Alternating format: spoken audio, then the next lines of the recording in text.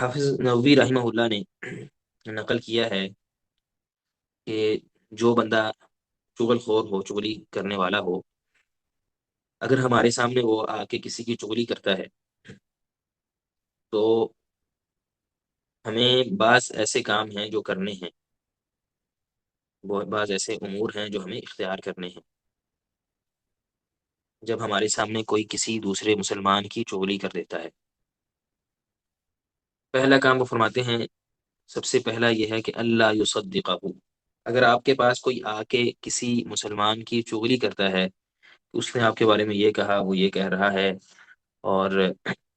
آپ کے بارے میں اس کے یہ خیالات ہیں، فلاں فلاں، یعنی ایسی بات کر رہا ہے جس سے آپ کے تعلقات وہ دوسرے کے ساتھ خراب کرنا چاہتا ہے، فرماتے ہیں سب سے پہلا کام آپ نے کرنا ہے لا اللہ یصدقہ لأن النمام فاسق، کہ انسان اس کی تصدیق نہ کرے، آپ اس کی بات کو تسلیم نہ کریں، سچا نہ سمجھیں اسے۔ کیوں؟ کیونکہ جو نمام ہے، چغل خور ہے، وہ فاسق ہے۔ فاسق کا مراد وہ اللہ تعالیٰ کا نافرمان ہے، یعنی چغلی سے اللہ تعالیٰ نے منع کیا، وہ آپ کے سامنے چغلی کر رہا ہے۔ اب جب وہ اللہ تعالیٰ کا نافرمان فاسق ہے تو خود قرآن مجید میں اللہ تعالیٰ نے ہمیں حکم دیا ہے کہ اگر کوئی فاسق ہمارے پاس کوئی بھی خبر لے کے آتا ہے، ہمیں کوئی بھی نیوز دیتا ہے، ہمیں اس کی تصدیق نہیں کرنی۔ یا ایھا الذین آمنوا ان جاءکم فاسق بنبأ فتبینوا، کہ اگر کوئی فاسق آپ کے پاس کوئی خبر لے کے آتا ہے تو اس کی تصدیق کیے بغیر آپ نے کوئی قدم نہیں اٹھانا۔ تو فرماتے ہیں سب سے پہلی بات آپ نے یہ کرنی ہے، اگر کوئی بندہ آپ کے پاس آ کے چگلی کرتا ہے تو آپ نے اس کی بات کو سچا نہیں سمجھنا، کیونکہ وہ اللہ کی نافرمانی جب کر رہا ہے تو آپ کیوں اس سے بے خوف ہو جاتے ہیں، اس بات سے امن میں آ جاتے ہیں کہ وہ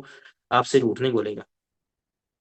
دوسرا کام ان ینہاہ عن ذلک وینصحہ ویقبح لہ فعلہ،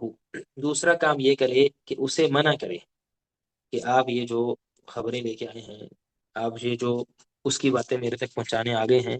یہ غلط کام کر رہے ہیں، اس کو نصیحت کریں، اور اس کا یہ جو فعل ہے، اس کا یہ جو عمل ہے،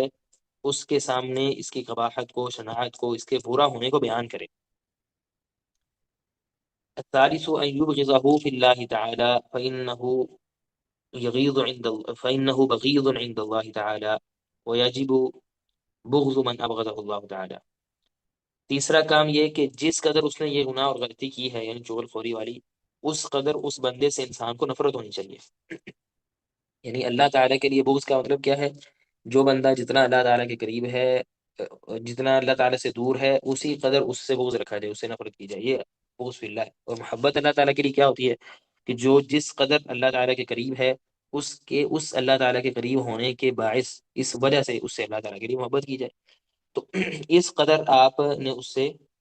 نفرت کرنی ہے جس قدر اس نے یہ جو گناہ ہے اور غلطی ہے جو آپ کے سامنے کی ہے۔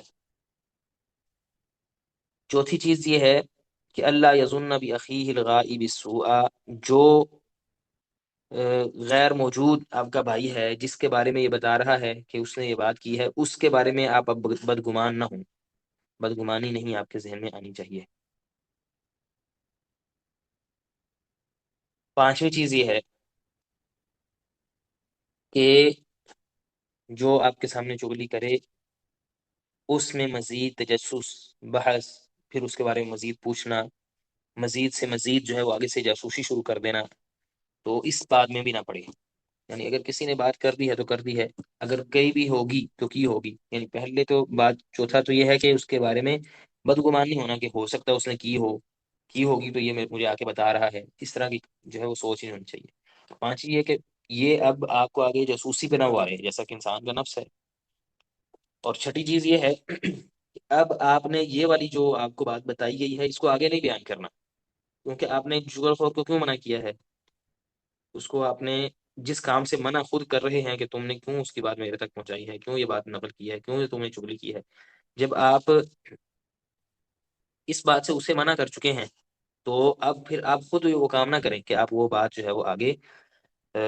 لوگوں تک پہنچاتے رہیں اور لوگوں کو جو ہے وہ آگے بتائیں کہ فلاں نے میرے بارے میں یہ بات کی ہے۔ تو گویا کہ یہ 6 کام ہیں جو ہم نے کرنے ہیں اگر کہیں پہ چغلی نظر آئے۔